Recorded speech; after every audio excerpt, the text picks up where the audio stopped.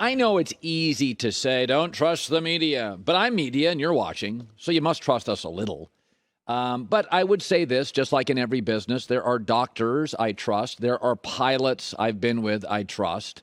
There's not a lot of great anything, but there are reporters in my business who I think are accurate a lot, and some I don't trust. Ian Rappaport is one I trust.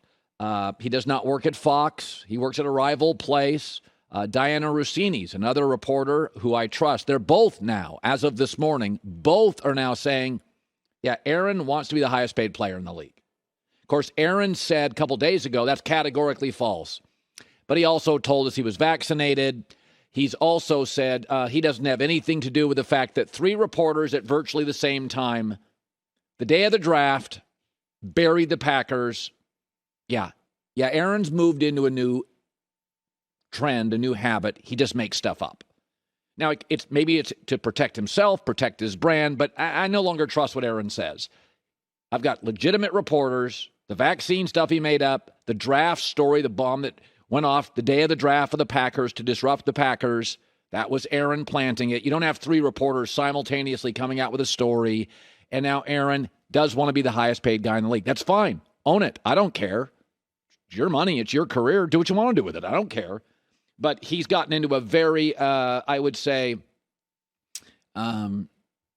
calculated and often not truthful area of his career. He's making crap up a lot.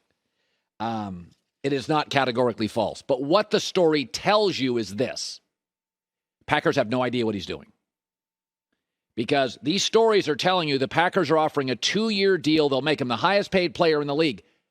They don't know what he's doing. And what they're doing is protecting themselves. So if he leaves, the Packers can say, look, we were going to make him the highest paid guy in the league. That's the only reason this story gets out. Because Aaron reportedly doesn't want it out. Because he said it was categorically false. The Packers don't generally want it out because they're a very private organization. So why is this story out? When you turn to the show, I'm not going to react. I'm going to tell you why stuff happens. This is why this story is out. Aaron has said it's false, so he didn't want it out. Green Bay's way of doing business is to not let stuff leak publicly. They hate doing that. But now they're forced to put it out there to protect themselves. So if Aaron leaves, hey, we were going to make him the highest paid guy in the league. And by the way, Mahomes makes $45 million a year. The $50 million Diana Rossini report, yeah, it's over that. It would be, as Ian Rappaport says, highest paid player would be in the $50 million a year category. Doesn't bother me. You're not going to win Super Bowls, but it doesn't bother me at all. But just be straight with it. Diana and Ian don't make stuff up. So, and here's the other thing. Aaron knows what he's going to do. He hasn't played a football game since January 22nd. He's had 5 weeks of downtime and getting body cleanse and vomiting. He knows what he's going to do. The Packers, though, clearly have no idea, and they're protecting themselves, which they'd rather not do. It's not on their brand. They hate it. I will tell you this. For the first time in the last 24 hours, everybody, Joy, TJ Hushman's, everybody's been on this. Aaron's leaving. I have been. He's coming back. NFC's not very good. It's a winnable division. He's comfortable there. The press doesn't bother him. He can kind of hide there in his Malibu house. It's like a perfect life for him, right? But this came out yesterday. Mercedes Lewis, friend of the show, Packer, is not like a guy that hangs out on social media. He came out yesterday with a very vague tweet. Don't get caught staring at your past for too long. You'll end up staying there. There's so much more out there to be conquered. Trust it and carry on. I don't know.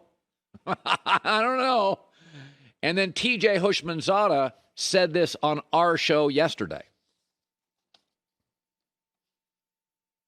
Do we have it? He thinks Aaron's IG. When he did what he did, that was his way of saying, thank you. I enjoyed our professional relationship. I enjoyed our friendship. All good things must come to an end. And I want to put this out there to show you guys how much I appreciated that brotherhood that we had. I believe he's played his last snap with the Green Bay Packers. Where does he go? I truly, truly think Denver, I just don't see them hiring Hackett without it being a great chance of Aaron Rodgers being a Denver Bronco. But Aaron Rodgers, I believe, is done. as a quarterback of the Green Bay Packers. All right. Between TJ, who's tied in, the Mercedes-Benz kind of vague tweet, and this story today, Green Bay is putting it out there. It's not on brand. They don't like doing it. It's not how they do business for 20 years. They're doing it to protect themselves. So if Aaron leaves, hey, we were going to make him the highest paid player in the league.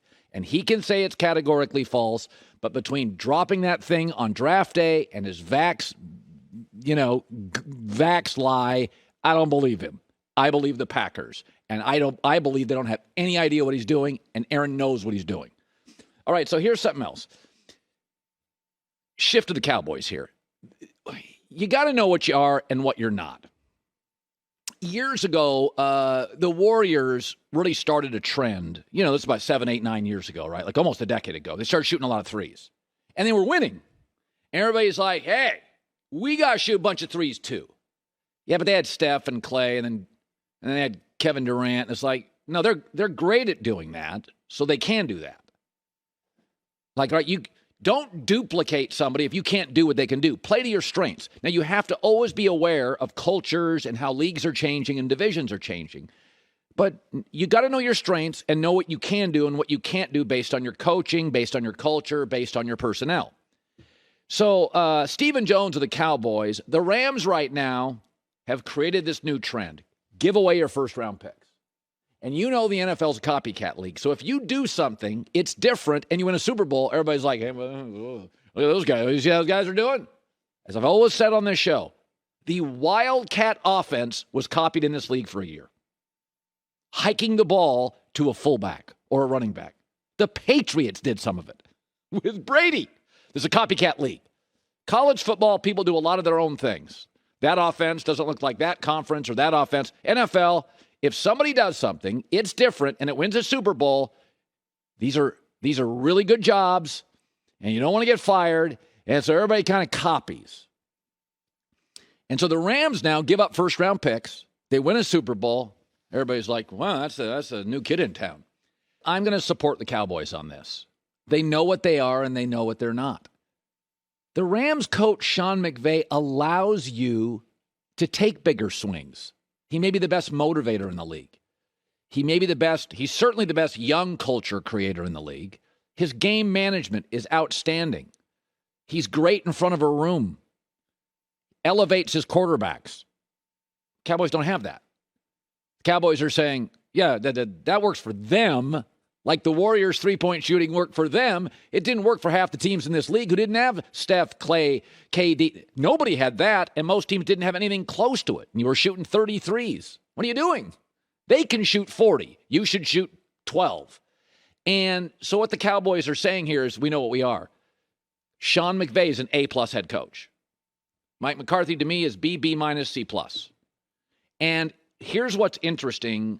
When you have a great quarterback or a great coach, you're allowed to take bigger swings. You're allowed to be hyper-aggressive. I just finished a book on Coach K at Duke. He's got 5 national titles. Great book called Coach K. Ian O'Connor wrote it.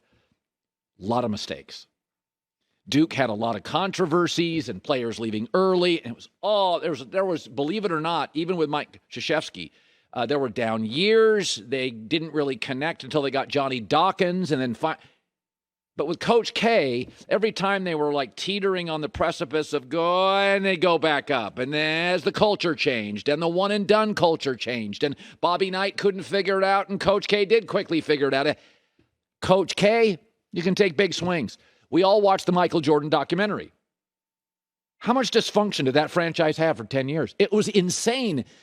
But you got Michael Jordan, you got Phil Jackson. You win 6 titles. You can have dysfunction.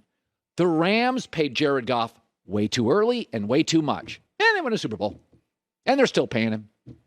New England could not draft a wide receiver. They haven't for 20 years. And they're the best dynasty in the sport. The point is, I think you would be shocked how many mistakes dynasties make. Forget the average teams. Forget the great teams. The dynasties. Duke basketball. The Patriots. The Rams have had, the Rams at the most important position, overpaid Goff, paid him early. And a year later, they won a Super Bowl. Michael Jordan, massive dysfunction. So Dallas knows we got a B coach. We can't even manage the clock. We got a B-plus quarterback. So Dallas this year, literally, it was perfect. Played a home game against a wild card team and a wild card team that didn't even like their quarterback. And they still got beat.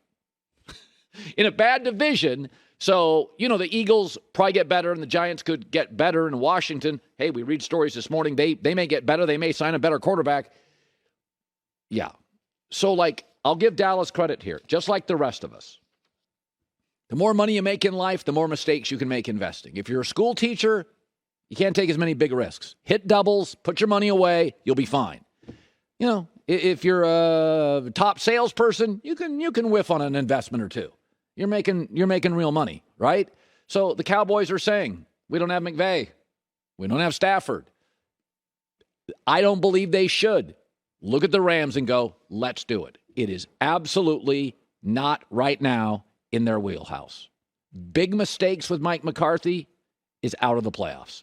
Hi, everybody. Thanks for watching. Subscribe here to get the latest from the show.